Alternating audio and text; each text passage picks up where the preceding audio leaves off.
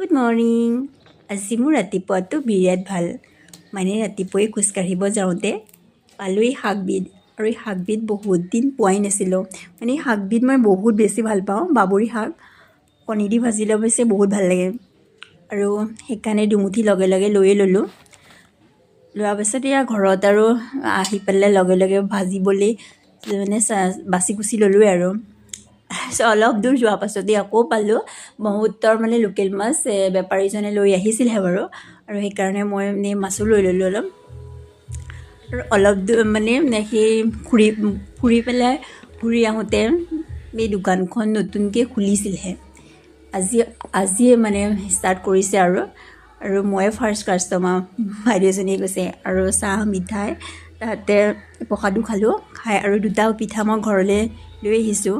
আৰু এই পিঠাটো মই বহুত বেছিয়ে ভাল লাগে বাৰু। আজি তিনিওটাই গোটেইকেইটা ভাল লগা বস্তু, মানে খোৱাটো বৰ ধুনীয়াকৈ আৰম্ভ হ'ল।